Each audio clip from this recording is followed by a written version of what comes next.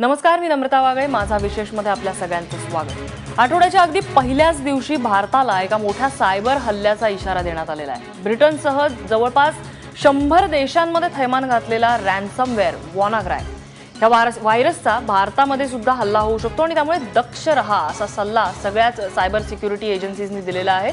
आणि आठवड्यातल्या कामाचा हा पहिला दिवस आहे. त्याचा फायदा घेऊन अनेक हॅकर्स याच्या मदतीने कुरापती काढू शकतात असा अंदाज आहे. त्याच्यामुळे या सायबर हल्ल्याला सामोरं जाण्यासाठी आंतरराष्ट्रीय पातळीवरती एक तंत्रज्ञांचा चमू एकत्र आलेला आहे. तो यावरती काम करतो आहेच. या मालवेअरला बाहेर काढायचे प्रयत्न आहेत. मात्र या सायबर हल्ल्याचा फटका जसा युरोप, अमेरिका, मुख्यत्वे रशियाला खूप मोठा बसलेला आहे. तिथली बँका, रुग्णालय, कंपन्या आहेत अनेक ज्यांची सिस्टीम कोलॅप्स झालेली आहे. तसाच धोका जर आता भारतासमोर उभा टाकलाय तर आपण त्याच्यापासून कसं वाचायचं याविषयी आज आपल्याला चर्चा करायची. त्यासाठी माझ्यासोबत असणार आहेत अतुल कहाते, जे स्वतः संगणक तज्ज्ञ आहेत, विशेषतः अँटी व्हायरसेस आणि त्या संदर्भात त्यांचं ज्ञान आहे. वैशाली भगत आहेत आपल्यासोबत, IT तज्ज्ञ, आणि त्याचबरोबर सायबर कायद्याचे अभ्यासक ॲडव्होकेट प्रशांत माळी हे सुद्धा या चर्चेमध्ये सहभागी होतील. मला सुरुवातीलाच पुण्याला जायचं आहे अतुल कहाते यांच्याकडे. अतुल कहाते, हा जो वॉनाक्राय रॅन्समवेअर आहे, बेसिकली हे रॅन्समवेअर काम कसं करतं आणि त्याच्यापासून हा धोका नेमका काय काय आहे? रॅन्समवेअर हे एक प्रकारचं मॅलवेअर असतं. तर मॅलवेअरचा अगदी सोपा अर्थ म्हणजे जे सॉफ्टवेअर आपल्या कम्प्युटरला किंवा इतर कुठल्याही यंत्रणेला हानी पोहोचवतं त्याला आपण मॅलवेअर म्हणतो. मॅलवेअरचे बरेच प्रकार असू शकतात. उदाहरणार्थ आपण व्हायरसचं नाव नेहमी ऐकतो, त्याचबरोबर वर्म नावाचं एक सॉफ्टवेअर असतं ते असतं. तसाच हा प्रकार रॅन्समवेअरचा आहे. तर रॅन्समवेअर म्हणजे काय? तर रॅन्समवेअर हे अशा प्रकारचं सॉफ्टवेअर आहे घातक, की जे आपल्या संगणकामध्ये समजा आलं तर ते आल्यानंतर ते आपल्या संगणकाचा पूर्ण ताबा घेतं आणि ताबा घेतल्यानंतर आपल्या संगणकामधल्या सगळ्या ज्या फाईल्स असतात तर त्या फाईल्स थोडक्यामध्ये ते च्या भाषेमध्ये बदलून टाकतं. म्हणजे त्याला आपण तांत्रिक भाषेमध्ये एन्क्रिप्शन असं म्हणतो. म्हणजे ज्या सगळ्या फाईल्स एन्क्रिप्ट होतात, च्या भाषेत बदलल्या जातात. म्हणजेच आपण कुठलीही फाईल उघडायचा प्रयत्न केला तर आपल्याला ती फाईल दिसू शकत नाही. आणि हे सॉफ्टवेअर त्यानंतर रॅन्समवेअर आपल्याला स्क्रीनवर एक मेसेज दाखवतं की अमुक अमुक खात्यामध्ये इतके इतके डॉलर्स किंवा बिटकॉइन्स भरल्याशिवाय आपल्या सगळ्या फाईल्स आपल्याला मिळू शकणार नाहीत. आणि जर का आपण या खात्यामध्ये हे पैसे भरले तरी या फाईल्स मिळतील का याची आपण खात्री देऊ शकत नाही. याचं कारण असं की खोडसाळपणा म्हणून हा जो हल्लेखोर असतो तो पुन्हा आणखीन बिटकॉइन्स किंवा पैसे मागू शकतो. पण तसं नसेल तर रॅन्समवेअर लिहिणारा माणूस ही जी सगळी एन्क्रिप्ट करण्यासाठीची जी की असते तर ती की वापरून आपल्या सगळ्या फाईल्स आपल्याला डिक्रिप्ट करून देतो, म्हणजेच मूळ स्वरूपात आणून देतो.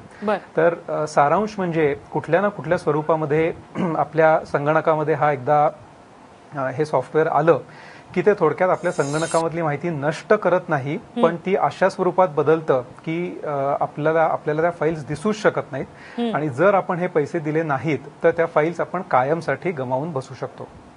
बरं, का ते सर, यापूर्वी असा रॅन्समवेअरचा कधी हल्ला झालेला आहे का? म्हणजे एक किल स्विच नावाचा रॅन्समवेअर सुद्धा मध्ये हैदोस घालत होता असं आलेलं आहे.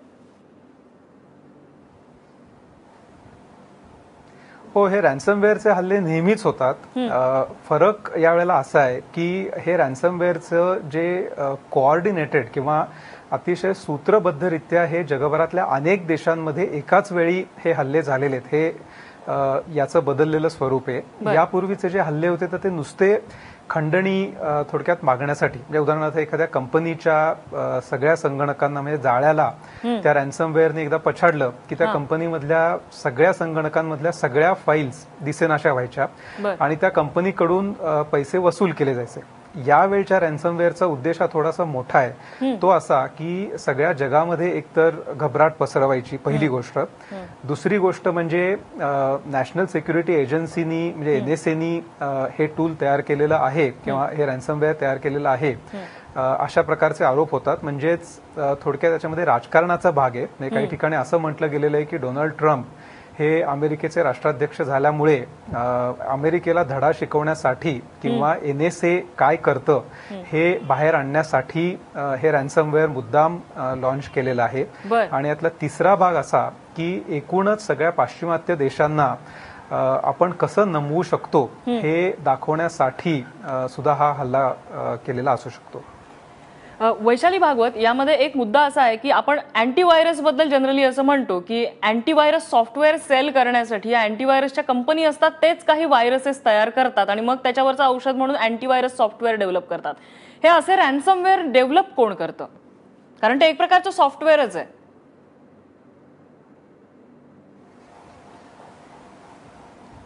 त्याची थोडी जर पार्श्वभूमी द्यायची झाली तर आपण सॉफ्टवेअर किंवा ऑपरेटिंग सिस्टीम्स कशा ऑपरेट होतात जर बघितलं तर प्रत्येक ऑपरेटिंग सिस्टीम मध्ये काही इनहेरंट फ्लॉज असतात किंवा काही बग्स असतात आणि त्या पूर्ण सिक्युअर न करता ऑपरेटिंग सिस्टीम्स मार्केटमध्ये रिलीज होतात आणि आपण त्या आयदर विकत घेतो किंवा आपल्या देशात बऱ्याचशा ठिकाणी अनलायसन्स्ड ऑपरेटिंग सिस्टीम सुद्धा वापरल्या जातात.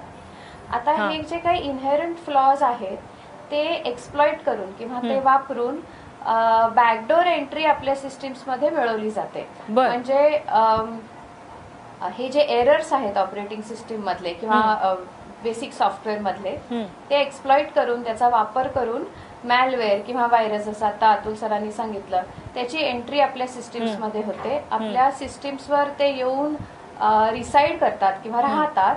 आपल्या सिस्टीमचा अभ्यास केला जातो आणि मग आपली सिस्टीम्स कशी कॉम्प्रोमाइज केली जाईल, डेटा चोरला कसा जाईल किंवा एन्क्रिप्ट कसा केला जाईल, त्याचा गैरवापर कसा केला जाईल, ह्या सगळ्या पद्धतीचं काम ही सॉफ्टवेअर करतात. आता हे कोण करतं तर वेगवेगळ्या प्रकारचे हे ग्रुप्स असू शकतात. काही लोक अशी असतात हे फक्त गंमत म्हणून करतात की हे आपल्याला करून बघता येतंय का, मी हे एक्सपेरिमेंट करून बघतो, हे केल्याने काय होईल, मला थोडं थ्रिलिंग वाटेल का, अशी काही लोक असू शकतील.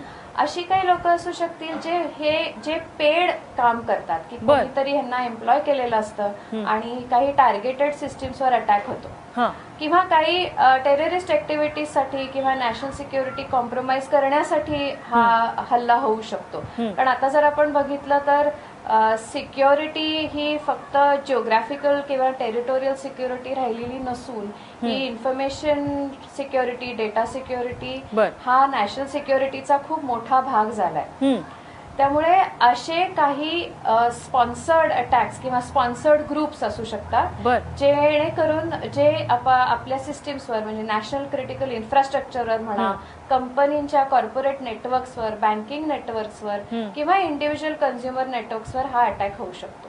बरं, ऍडव्होकेट माळी आहेत आपल्यासोबत, सायबर लॉचे अभ्यासक आहेत ते. ऍडव्होकेट माळी, तुम्ही यापूर्वी भारतात अशा कधी केसेस हँडल केलेल्या आहेत का रॅन्समवेअर किंवा त्या संदर्भातल्या?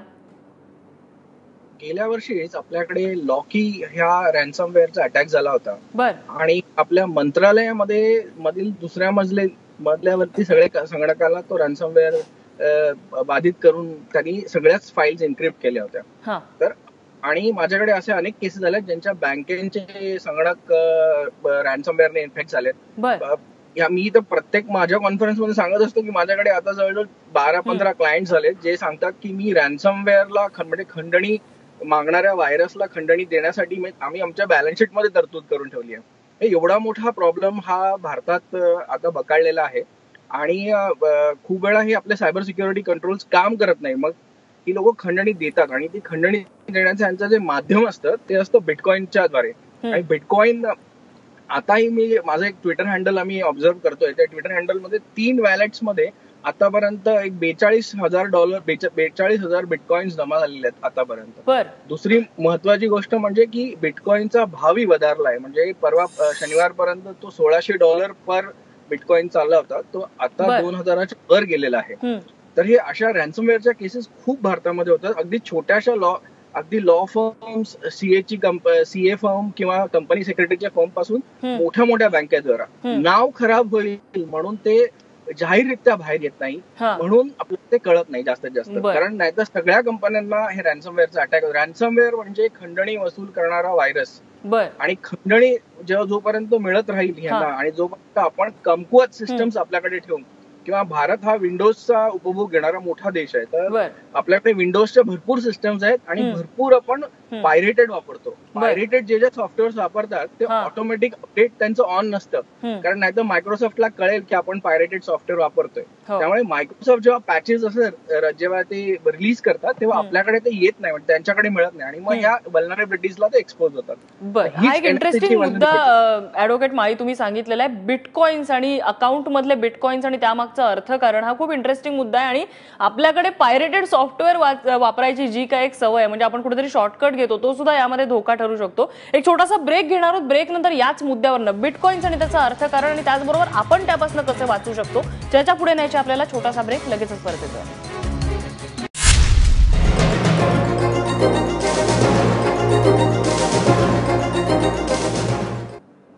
ब्रेक नंतर आपल्या सगळ्यांचं पुन्हा एकदा स्वागत. आपण चर्चा करतोय वॉनाक्राय या रॅन्समवेअरचा हल्ला झालेला आहे. मोठा सायबर हल्ला आहे हा जगावरती झालेला. त्याच्यापासून वाचायचं कसं? बिटकॉइन्सचा बद्दल एक महत्त्वाचा मुद्दा ॲडव्होकेट माळी यांनी ब्रेकपूर्वी मांडलेला होता. आणि या सायबर हल्ल्याच्या निमित्ताने एक चर्चा सुद्धा अशी होतीये की हा वॉनाक्राय हा जो रॅन्समवेअर आहे हे अमेरिकेचं पाप आहे. अतुल कहाते, खरं आहे का हे? अमेरिकेच्या NSAने तयार केला अशी सुद्धा एक चर्चा रंगतीये.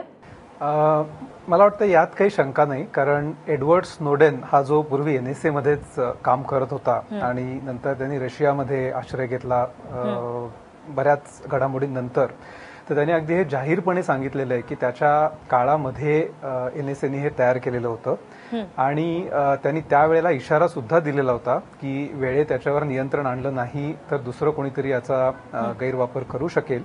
तर त्यामुळे हे NSAने तयार केलेलं होतं याविषयी मला शंका वाटत नाही. प्रश्न फक्त इतकाच आहे की NSAने अशा प्रकारे अनेक प्रकारची सॉफ्टवेअर्स तयार केलेली आहेत. म्हणजे असा खरं म्हणजे दावा केला जातो कित्येकदा की अनेक कंपन्या जाणून बुजून अशा प्रकारची आपल्या सॉफ्टवेअरमध्ये असे ज्याला आपण गॅप्स म्हणू त्या ठेवतात आणि त्या गॅप्स किंवा एक्सप्लॉइट्स या NSA साठी ठेवलेल्या असतात. याचं कारण असं की जर कधी NSAला वाटलं की अमुक अमुक प्रकारची माहिती त्याच्यावर आपलं नियंत्रण असलं पाहिजे किंवा एखादं कॉन्व्हर्सेशन जुनं कुठल्याही कारणामुळे आपल्याला तपासायचं आहे, तर त्यावेळेला अशा प्रकारचं सॉफ्टवेअर वापरून NSA ते संभाषण हस्तगत करू शकते. अशा प्रकारचे आरोप अनेकदा झालेले आहेत आणि हा कदाचित त्यातला एक प्रकार असू शकतो. आता याचा NSAच्या किंवा अमेरिकेच्या दुर्दैवानी झालेला परिणाम म्हणजे हे त्यांच्यावरच उलटलेलं आहे. आणखीन एक या संदर्भात असंही म्हटलं जातं, या बाबतीत कुठलेही पुरावे उपलब्ध नाहीत, पण मायक्रोसॉफ्ट सारखीच कंपनी अशा प्रकारचे रॅन्समवेअर्स किंवा व्हायरसेस रिलीज करते, याला कुठलेही पुरावे नाहीत हे मी परत एकदा सांगतो. पण असे आरोप केले जातात. याचं कारण असं की मगाशी जसं प्रशांत माळी म्हणाले की आपल्याकडे हे सगळे जे सॉफ्टवेअर्स वापरले जातात विंडोज, तर त्यातले बरेचसे म्हणजे जवळपास 70-80% पायरेटेड असतात. त्याचे पैसे मायक्रोसॉफ्टला मिळत नाही. तर अशा प्रकारचे सॉफ्टवेअर वापरण्यावर निर्बंध यावेत, लोक घाबरून जावेत म्हणून मायक्रोसॉफ्ट सारखी कंपनी असं सॉफ्टवेअर मधून मधून रिलीज करत राहते असंही म्हटलं जातं. आता या सगळ्या बातम्यांना कुठेही पुरावाही मिळणं शक्य नाही, पण मला वाटतं कुठल्याही प्रकारचं विश्लेषण करताना आपण या गोष्टी ध्यानात ठेवल्या पाहिजेत. वैशाली भागवत, एक छोटीशी अपडेट जी आता या संदर्भात अभ्यास करताना मला मिळाली होती की मायक्रोसॉफ्टने मला वाटतं मार्च किंवा एप्रिलच्या दरम्यान अँटी रॅन्समवेअरचा एक पॅच अपडेट केलेला होता त्यांच्या विंडोजच्या नव्या ऑपरेटिंग सिस्टीममध्ये. त्याचं आणि ह्याचं कुठे आपल्याला नातं जोडता येईल, जसं आपल्याला आता कहातेंनी सांगितलंय? त्याचा असा पुरावा तर कुठे नाहीये की त्याच अँटी रॅन्समवेअर पॅच थ्रूच काही रॅन्समवेअर आलेले आहेत का नाही. पण असं नक्की सांगता येईल की जसं आता चर्चा चालू आहे की आपल्या भारत देशामध्ये 70 ते 80% युजर्स हे अनलायसन्स सॉफ्टवेअर वापरतात. आता अनलायसन्स सॉफ्टवेअर म्हणजे काय, तर असं सॉफ्टवेअर जे पैसे न भरून आपण घेतलंय आणि त्यामुळे त्याच्यामध्ये बग्स आहेत जे आधीपासून होते आणि जे नवीन पॅचेस किंवा अपडेट्स आले ते आपल्याकडे नाहीये, त्यामुळे आपली सिस्टीम सतत वल्नरेबल राहिली. आता असं असताना बाहेरचा कुठलाही व्हायरस किंवा मॅलवेअर ह्याच्यासाठी आपण निमंत्रण देण्यासारखंच आहे की या आणि माझ्या सिस्टीम्स करप्ट करा, इन्फेक्ट करा आणि माझ्या सिस्टीम्सला अटॅक करा. त्यामुळे अशा जोपर्यंत आपण सिस्टीम्स वापरतो आणि ती जी आपल्याला सवय झाली आहे आज देशामध्ये अनलायसन्स्ड सॉफ्टवेअर वापरतो हा कोणाला गुन्हा वाटतच नाही किंवा त्याच्या मागचं लॉजिक असं असतं की सगळेजण करतात त्यामुळे आम्ही पण करतो. आणि सगळेजण सॉफ्टवेअर वेंडर्सना थोडं नावं ठेवण्याची आपली प्रकृती आहे की ते सॉफ्टवेअर्स खूप महाग आहेत, एवढे पैसे आम्ही कशाला भरू त्याला. त्यामुळे ऑल्टरनेटिव्ह पण आहेत, आपण ओपन सोर्स वापरू शकतो जे आपण करत नाही. त्यामुळे ह्या ज्या वल्नरेबिलिटी सॉफ्टवेअरमध्ये आहेत तो जोपर्यंत आपण इनसिक्युअर सॉफ्टवेअर वापरतो तोपर्यंत आपण सगळेच कॉन्स्टंटली म्हणजे युजर पण म्हणजे जसं अतुल कहातेनी सांगितलेलं होतं की मायक्रोसॉफ्ट अशा प्रकारचे गोष्टी डेव्हलप करते, पुरावा जरी नसला तरी सुद्धा या गोष्टींचा लिंक्स लावून आपल्याला तसा दावा करता येईल का? असं म्हणता येईल, असं चर्चेसाठी म्हणता येईल, पण पुरावा आहे का तर पुरावा नाहीये. की पुरावा असा नाही की मायक्रोसॉफ्टनीच हा पॅच डेव्हलप केला, रॅन्समवेअर सर्क्युलेट केलं आणि त्यामुळे आपण इन्फेक्ट झालो. पॉसिबिलिटी आहे का तर पॉसिबिलिटी आहे. हे मायक्रोसॉफ्ट करू शकेल, इतर काही जायंट्स करतील. हा एक भीती पसरवण्याचा एक मार्ग असू शकेल जेणेकरून लायसन्स सॉफ्टवेअर घेण्याकडे कन्झ्युमर्सना पुश केलं जाईल. अँटी पायरेसी रेट्स पण खूप मोठ्या प्रमाणामध्ये होतात, त्याच्यामध्ये खूप गळचेपी होते, गळा दाबून पैसे उकळण्याचे प्रयत्न सुद्धा मोठमोठ्या कंपन्या करतात आणि जे इन्फेक्टेड किंवा अनलायसन्स सॉफ्टवेअर वापरत असतात त्यांना खरं तर कुठल्या कायद्यामध्ये सुद्धा डिफेन्स अवेलेबल नाही. आणि त्यामुळे ही चर्चेसाठी असं नक्की आपण म्हणू शकतो की या मोठ्या कंपन्या असे पॅचेस रिलीज करू शकतात, पण पुरावा अजून मिळालेला. आपण त्यातली कायदेशीर बाजू आपण ऍडव्होकेट माळींकडे जाऊया. कायदेशीर लढा जर या बाबतीत द्यायचा असेल तर काय करावं लागेल? एखाद्या मोठ्या कंपनीला आपण लिगली सॅक करू शकतो का? त्यांना कायद्याच्या कचाट्यात आणू शकतो का? जर रॅन्समवेअर बद्दल तुम्ही मला विचाराल तर रॅन्समवेअर म्हणजे खंडणी देणं आणि घेणं. आपल्याकडे खंडणी देणं पण गुन्हा आहे आणि घेणं पण गुन्हा आहे. नंबर 2, जर आपण आता ह्या जे इलिगल म्हणजे पायरेटेड सॉफ्टवेअर बद्दल बोलत होतो, तर पायरेटेड सॉफ्टवेअर पण वापरणं आपल्याकडे गुन्हा आहे. पण ते आपल्याकडे जे वापरत जे ग्राहक आहे त्याच्याकडे. तुम्ही कंपन्यांबद्दल जर मला विचाराल की जर ते असे काही जे मॅलवेअर किंवा रॅन्समवेअर पसरवताना आढळतील तर त्यांच्यावर निश्चितच विविध सेक्शन्स खाली गुन्हा दाखल होऊ शकतो, त्यांचं लायसन्सही रद्द होऊ शकतं. कारण ते पण हे टेक्निकली प्रूव्ह करणं शक्य असतं का? ही प्रोसेस कशी असते? कम्पॅरेटिव्हली सोपी असते की खूप किचकट असते? किचकट असते म्हणून तर ते त्याचा सहारा घेतात. आणि नुसती किचकट नसते, ह्याला विविध स्टेक होल्डर्स असतात. म्हणजे फक्त एक कंपनीच नसते, तर ते कंपनीमध्येच त्यांनी फक्त करण्याचं काम करणं, त्याला वाहून नेणारा जे सॉफ्टवेअर असतं किंवा वाहून नेणारी जी आपली नेटवर्क प्रणाली आहे त्याचाही इश्यू असतो. आपले ISPs त्याच्यामध्ये असतात, आपली ग्राहकांची काही चूक असते. म्हणजे जेव्हा आपण पॅच अपडेट करत नाही, जसं मगाशी तुम्ही म्हटल्याप्रमाणे पॅच नसतो आपल्याकडे, त्यामुळे भरपूर चुका असतात. म्हणजे प्रत्येक ठिकाणी तर तो दुवा त्या माणसापर्यंत पोहोचणं गरजेचं. दुसरं म्हणजे जे खंडणी घेतात बिटकॉइन्स मार्गाने, बिटकॉइन्सला आपल्याला ट्रेस करता येत नाही. बिटकॉइन कोणाच्या अकाउंटला चाललंय हे आम्हाला वॅलेट मध्ये कुठे चाललंय ते कळतंय, पण त्या वॅलेट मधनं पैसे कोण काढणार, शेवटी ते कोणाच्या खिशात जाणार ही कधीच कळत नाही. त्याच्यामुळे ही खूप मोठी गडबड होऊन जाते. आणि ह्या बिटकॉइन हा सर्वात मोठा खंडणी वसूल करण्याचा जो आपल्याकडे मोठा वीक पॉइंट तयार झालेला आहे. तो जसा जी टेक्नॉलॉजी जशी चांगली आहे तर तेवढीच ते बिटकॉइन ही जी क्रिप्टोकरन्सी आहे ती आपल्याकडे ब्लॅक मनी किंवा असे जे काळं धन किंवा क्राईमचे पैसे एकवण्यासाठी आपल्याकडे सरस वापरण्यात येत आहे. आणि ते आपल्या लॉ एन्फोर्समेंट साठी पण खूप मोठा इश्यू झालेला आहे. पोलिसांनाही त्यांना ट्रेस करता येत नाही आणि पूर्ण डार्क नेटचा धंदा जो आहे तो बिटकॉइनच्या मार्फतच चालत राहतो. अतुल कहाते, याच अनुषंगाने जर बोलायचं झालं तर आपण डिजिटल इंडियाची खूप मोठी जाहिरात करतोय, त्या वाटेवरती आपण वाटचाल सुद्धा सुरुवात केलेली आहे. डिजिटल इंडिया रेडी आहे का अशा पद्धतीच्या हल्ल्यांसाठी?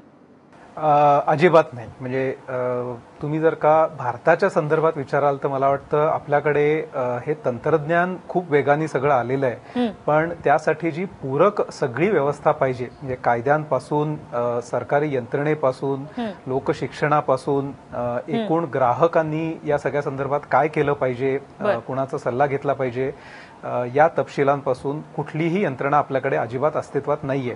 तर त्यामुळे जेव्हा अशा प्रकारची घटना घडते त्यावेळेला लोक खडबडून जागे होतात याचा अर्थ असा नाहीये की पाश्चिमात्य देशांमध्ये यासाठी खूप जास्त अवेअरनेस आहे, तिथेही लोकांमध्ये असे गोंधळ आहेत, पण तिथला महत्वाचा मुद्दा असा की तिथे कायद्याच्या दृष्टीने लोकांना खूप सुरक्षा आहे बऱ्याच देशांमध्ये.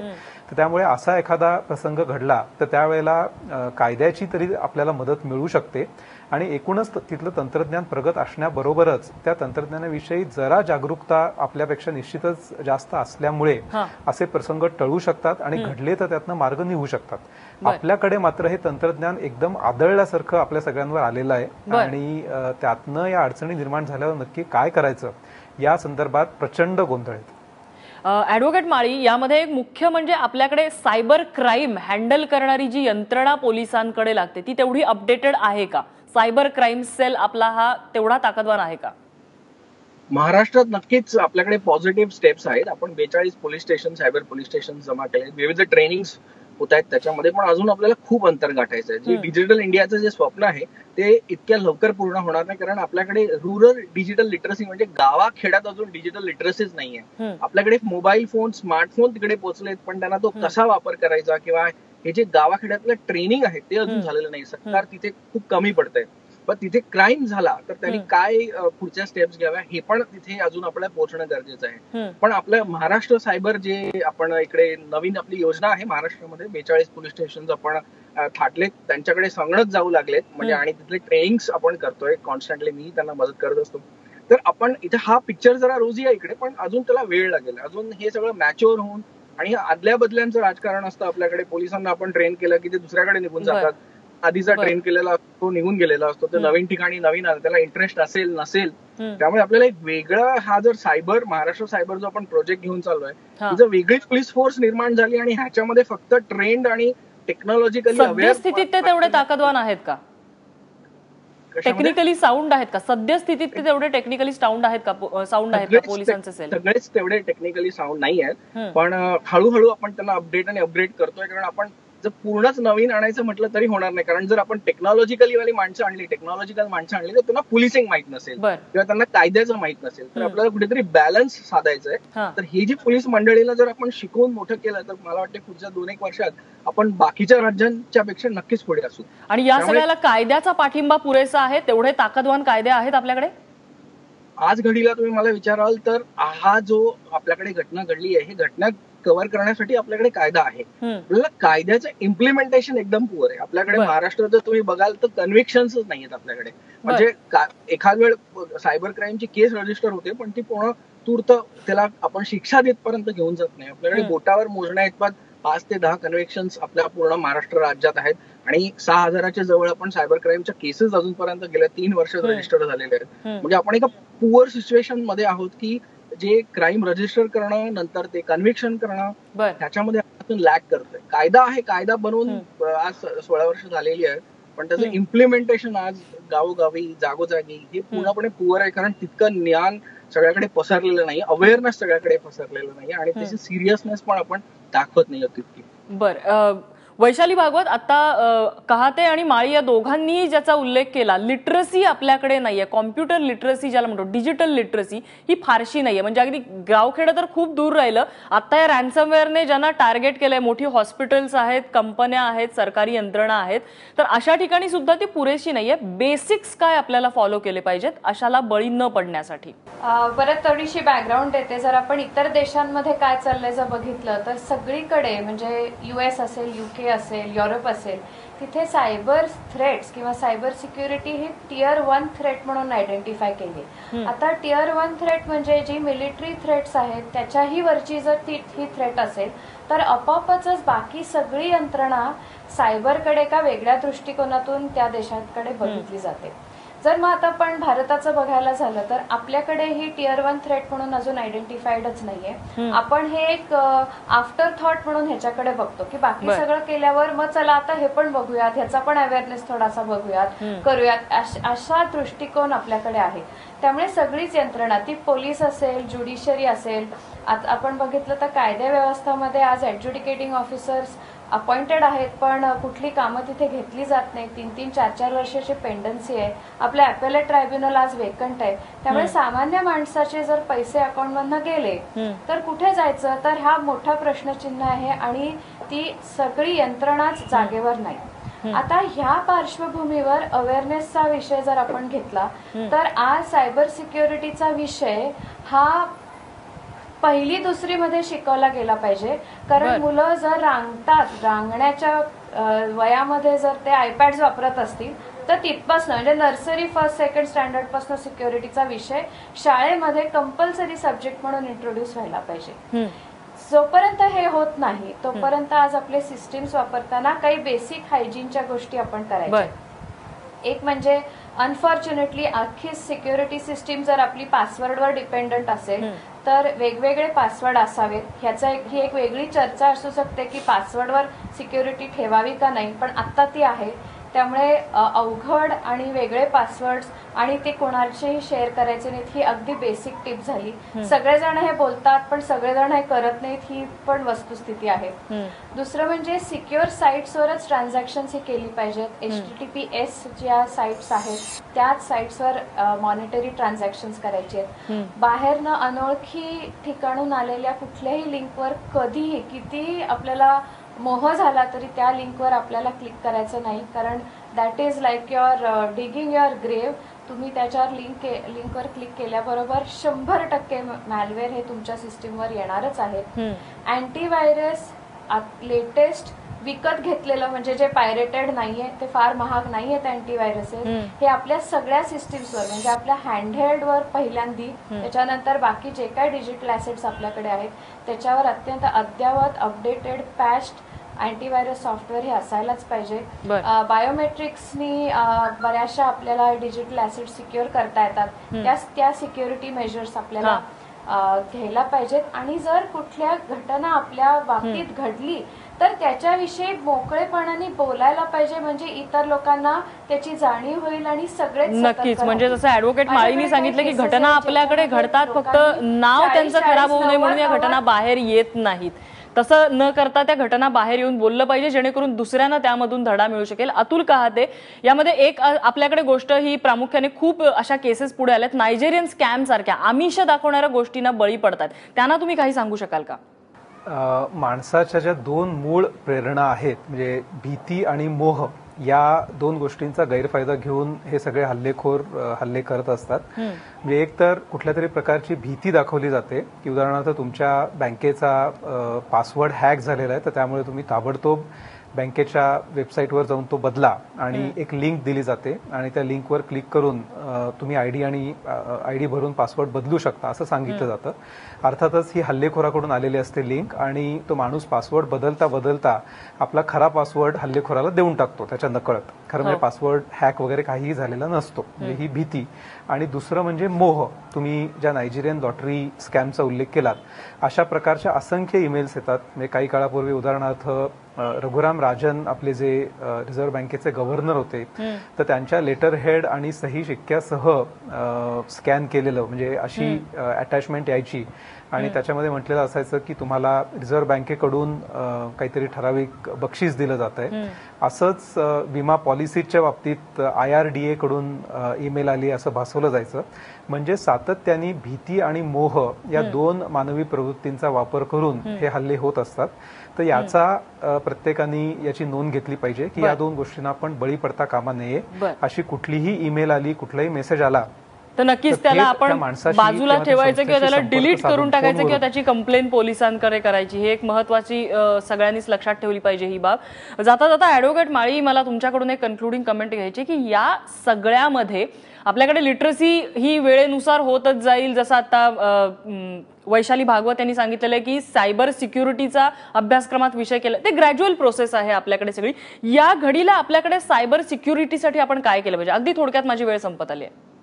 आज जो रॅन्समवेअरचा अटॅक झालाय, ह्या रॅन्समवेअर पासून जर आपल्या तुमच्यावर झालाच असेल, पहिली गोष्ट तुम्ही मायक्रोसॉफ्टचा पॅच जो आहे तो डाउनलोड करून घ्या. जो अवेलेबल पॅच आहे तो संगणकाला तुमच्या ह्याच्यावरनं नेटवर्कवरनं काढून टाका, त्याच्यावर पॅच इन्स्टॉल करा आणि तुम्ही सिक्युअर व्हाल. जर तुम्ही तसं नसेल झालं आणि तुमच्याकडे खरंच रॅन्समवेअर आला असेल तर मशीन पूर्ण लो लेवल फॉर्मॅट करून टाका आणि तुम्ही त्या फॉर्मॅटेड मशीनवरती नव्याने ऑपरेटिंग सिस्टम आणि बॅकअप मधला तुमचा असलेला डेटा इन्स्टॉल करा. घाबरण्याचं काहीच कारण नाहीये. ते काय तुमचं जीव घेणं एकपत रॅन्समवेअर हा एवढा खतरनाक झालेला नाहीये तो. फक्त एटीएम मशीन्स जे आहेत आपल्या बँकेचे एटीएम मशीन्स आहेत ते जुन्या विंडोज एक्सपी वर आहेत, ते अजून त्यांनी अपडेट केलेले नाहीयेत, त्याच्यामुळे त्यांना खतरा जास्त आहे. म्हणून त्यांनी एटीएम मशीन्स बंद ठेवल्या, म्हणून सामान्य जनतेपर्यंत ह्याची एवढी न्यूज पोहोचली. आणि बाकीचे काय आता वेस्ट बेंगॉल इलेक्ट्रिक सप्लाय वगैरे जे काय बंद पडलेत किंवा काही हॉस्पिटल्स आहेत ते बंद पडलेत, म्हणून लोकांना हे झालं. तर सामान्य जनतेला घाबरण्याचं काही एवढं मोठं कारण नाहीये. पण सिक्युरिटी जसं सगळ्या मान्यवर लोकांनी सांगितलं तसं सिक्युरिटी बाळगा, म्हणजे पुढे कधीच तुम्हाला रॅन्समवेअर किंवा खंडणी वसूल करणारा हा जो व्हायरस आहे किंवा कुठचेही सायबर सिक्युरिटी थ्रेट तुम्हाला त्रास देणार नाही आणि तुम्ही सायबर सेफ तुमचा आयटी आर्टचं दळणवळण करत राहा.